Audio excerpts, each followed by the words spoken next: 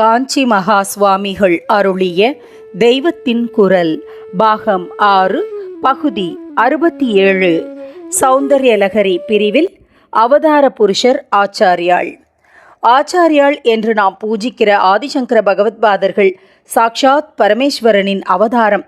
தன்னுடைய ஞான சக்தியை உள்ளுக்குள்ளே அடக்கி கொண்டு ஒரு காரியமும் இல்லாமல் மௌனமாக உட்கார்ந்து கொண்டிருந்த தட்சிணாமூர்த்தி தான் அப்படி அவதாரம் பண்ணினார். எத்தனைக்கெத்தனை மௌனமாக இருந்தாரோ அத்தனைக்கத்தனை பாஷ்யம், ஸ்தோத்திரம், வாதம் என்று பேசி தீர்த்தார், எழுதி தீர்த்தார். எத்தனைக்கெத்தனை காரியமே இல்லாமல் இருந்தாரோ அத்தனைக்கத்தனை காரியம் பண்ணினார். இடத்தை விட்டு நகராமல் ஆலவிருட்சத்தடியில் உட்கார்ந்திருந்தவர் 3 தரம் காலால் நடந்தே ஆசேது ஹிமாச்சலம் சஞ்சாரம் பண்ணினார். காரியமில்லாத பிரம்மம்தான் சிவன், காரியம் பண்ணுகிற பிரம்மம் சக்தி.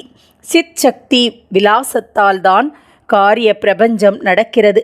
ஆச்சாரியாள் இத்தனை காரியம் பண்ணினார் என்றால் தட்சிணாமூர்த்தியாக இருந்தபோது உள்ளே அடக்கி கொண்டிருந்த சித் சக்தியான அம்பாள் இப்போது வெளியிலே ஆவிர்பவித்து விட்டாள் என்றே அர்த்தம்.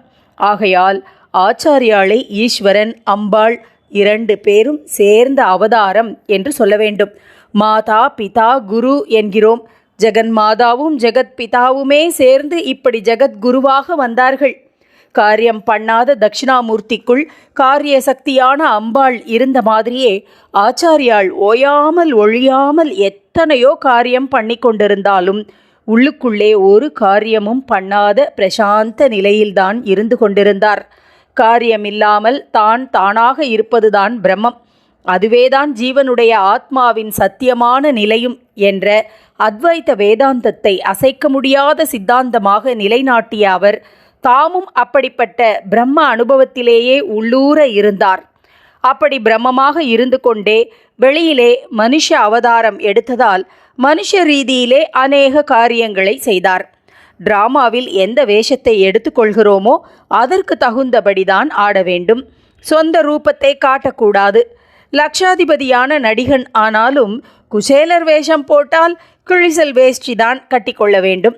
ஆனாலும் அவன் எத்தனை உருக்கமாக குசேலர் வேஷம் போட்டாலும் அவனுக்கு வாஸ்தவத்தில் தான் தரித்திரன் இல்லை என்பது தெரியும். இப்படித்தான் இந்த பிரபஞ்ச நாடகத்தில் அவதார புருஷர்கள் ஆக்ட் பண்ணுவார்கள். தங்களுடைய யதார்த்த ஸ்வரூபத்தை உள்ளுக்குள்ளே கொஞ்சம் கூட மறக்காமலே வெளிப்பார்வைக்கு மறந்த மாதிரி மனுஷ ரீதியில் ஆக்ட் பண்ணுவார்கள்.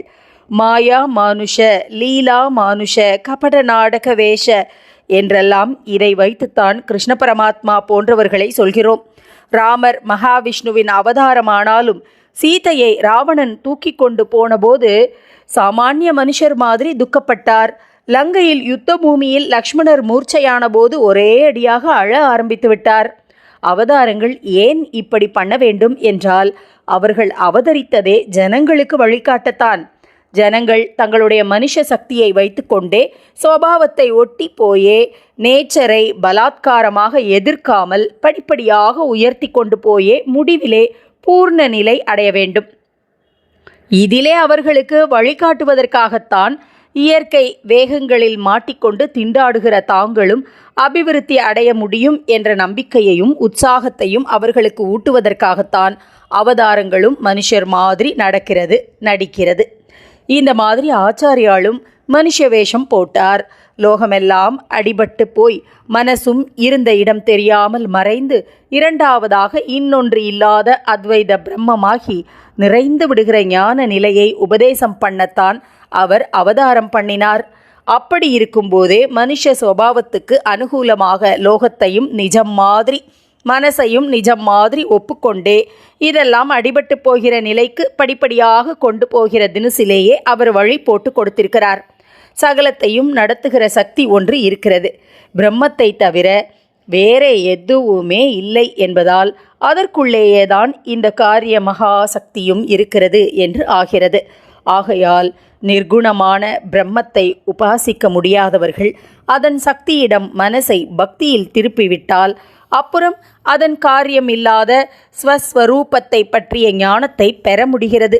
லோக வியாபாரங்களை செய்கிற காரிய பிரம்மமே இந்த ஞானத்தையும் அனுகிரகித்து விடுகிறது என்பதால் நம் ஆச்சாரியால் பக்தி மார்க்கத்தை தம்முடைய ஞான மார்க்கத்துக்கு பூர்வாங்கமாக வைத்து போஷித்து விருத்தி பண்ணினார். இதற்காகத்தான் ஷண்மத ஸ்தாபனம் என்று தேவதா ஆராதனா மார்க்கங்களை ஸ்தாபிதம் பண்ணினார். அநேக பக்தி கிரந்தங்களை பண்ணினார். இந்த தேசத்தில் ஒரு மூலை முடுக்கு பாக்கி இல்லாமல் க்ஷேத்ராடனமும் தீர்த்தாடனமும் பண்ணி அங்கங்கே யந்திரங்களை ஸ்தாபித்தார். ஆலய பூஜா கிரமங்களை ஏற்படுத்தி கொடுத்தார். இப்படி பக்தி மார்க்கத்திலே அவர் அநேகம் பண்ணியதற்கெல்லாம் சிகரமாக இருப்பதுதான் சௌந்தர்யலகரி. ஆச்சாரியாளை பற்றி தெரிந்தவர்களுக்கெல்லாம் அவரை பற்றி வேறென்ன தெரிந்திருக்குமோ தெரிந்திருக்காதோ, அவர் பிரம்மசூத்திர பாஷ்யம் என்று தம்முடைய சித்தாந்தமான அத்வைத்தத்தை முடிந்த முடிவாக சமர்த்தனம் பண்ண எழுதியிருக்கிறார் என்பது கூட தெரிந்திருக்குமோ தெரிந்திருக்காதோ. அவர் பெயரை சொன்னாலே சௌந்தர்யலகரி பண்ணினவர் என்று தெரிந்திருக்கும். ஆச்சாரியாள் என்றாலே பொதுஜனங்களுக்கு நினைவு வருவது பஜகோவிந்தமும் சௌந்தர்யலகரியும் தான். அவருடைய பக்தி பணிக்கு மட்டுமில்லாமல் கவி என்கிற முறையில் அவருக்கு உள்ள பிரதிபா சக்தியை, அதாவது மேதைமையை காட்டும் சிகரமான சிருஷ்டியும் சௌந்தர்யலகரிதான். அதை அவர் அமைத்திருக்கும் மீட்டருக்கு பேரும் சிகரிணி என்றே பொருத்தமாக இருக்கிறது. வரிக்கு 17 அக்ஷரம் உள்ள மீட்டர்களில் அது ஒன்று. காளிதாசர் நிரம்ப காவிய ரசத்தோடு எழுதியிருக்கும் மேக சந்தேசமும் 17 அக்ஷர மீட்டர்களில் இன்னொன்றுதான். அதற்கு மந்தாக்ராந்தா என்று பேர். அதிலே 17 அக்ஷரங்கள் 4, 6, 7 என்று 3ஆக பிரியும். சிகரிணி விருத்தத்தில் அதே 17, 6, 11 என்று பிரியும்.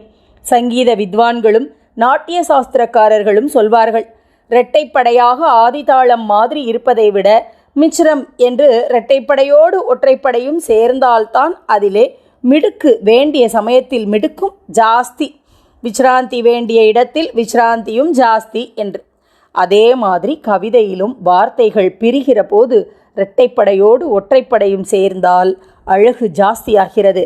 காவிய ரூபம் காவிய ரசம் இரண்டுக்கும் சௌந்தர்யலகரியை சிறப்பித்து சொன்னாலும் அதன் முக்கியமான சிறப்பு பக்தி ஸ்தோத்திரம் என்கிற முறையில்தான்.